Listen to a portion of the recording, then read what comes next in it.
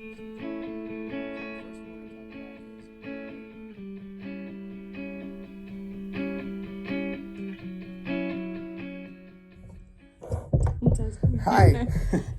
we're Mike and Heidi. We both had bariatric surgery in January of 2022. I had the sleeve. She had the bypass. And this video is all about 15 things they don't tell you at the doctor's office about bariatric surgery. So the first one we're going to talk about is burping. You are going to burp a lot. The first few months, your stomach is hard, rigid. It can't really stretch. So anytime you put anything into it, you're going to burp. Or even if you get hungry. Yep. The next thing is farting. You will fart a lot, just like the burping. They don't tell you any of this.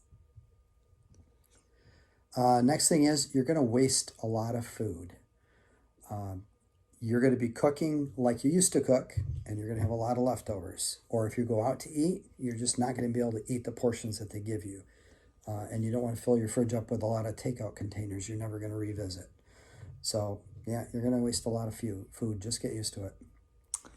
Hair loss. Hair loss will happen. They did not warn me about that, and it made me very sad because I had very long hair, and now it's like this. And there's not much you can do to help it. Take your biotin, collagen, the shampoo, the pH, what is it? The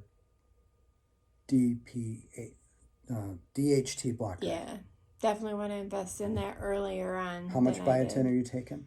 10. 5 in the morning, 5 at night. 5,000 in the morning, 5,000 at night. Okay, that's good to know. You're going to lose weight, but remember, 25% of the weight that you lose is going to be muscle mass. There's nothing you can do to stop that. So you are going to feel weaker, especially the first few months. You're just not going to be as strong as you used to be. Yeah. 78% of patients will develop depression. Your body's going through a lot of chemical changes, and that includes your brain. Yes. And they don't warn you about that, so be prepared. Have backup, have help, have support. Yeah, for sure. There's plenty of groups out there for this. When we asked the doctor when our energy levels are going to get back, he said 8 weeks. No. It's more like maybe 5 months. You're going to start feeling energetic, and that's about when it took for us, at least. Yeah, I wasn't even feeling energetic at 5 months. That was just starting to get our energy back. Yeah, and that exercise is going to be really important for you to do, but until you get that energy back, it's just going to be really hard. Mm-hmm. And tying into that, exercise. Exercise is going to be different for you because of the process of what you went through with the liquid diet. All your glycogen stores are gone. So you're not going to be able to exercise nearly as long as other people that have not had bariatric surgery. So give yourself time. And you also are going to be you're going to be more prone to lactic acidosis than anybody else.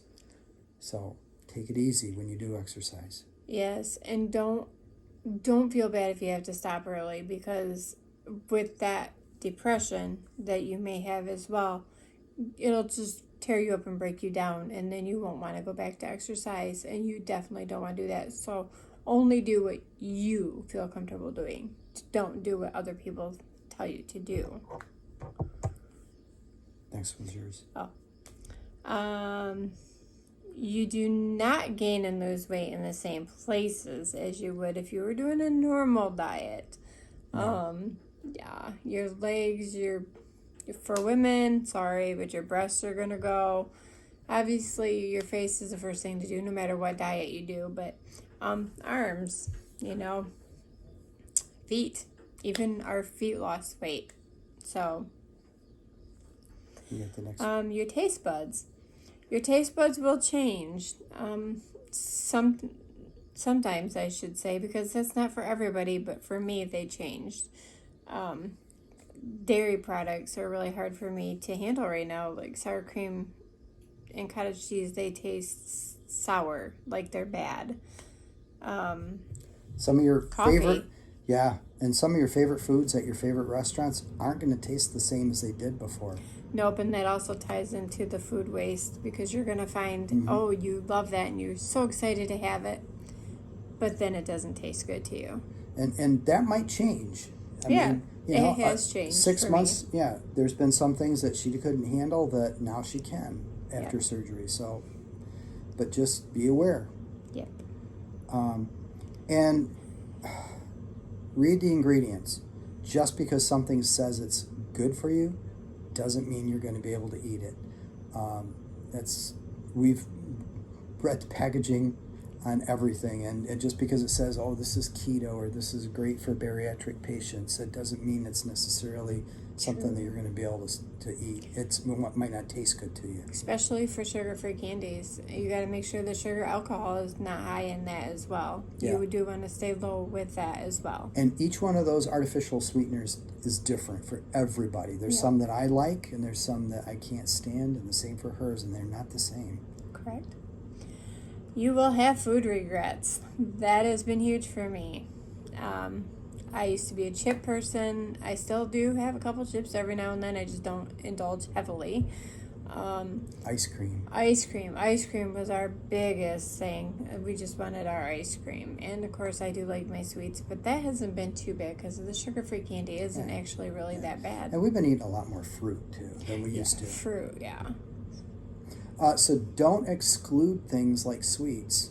Yep. Just limit yourself to a few bites. Like tying back into the ice cream. We'll go down to Dairy Queen. We'll get the kitty size baby ice cream, size. the baby size, in a cup. We'll sit down and each have like 4 spoonfuls, and we're done. Yep. And it satisfies us.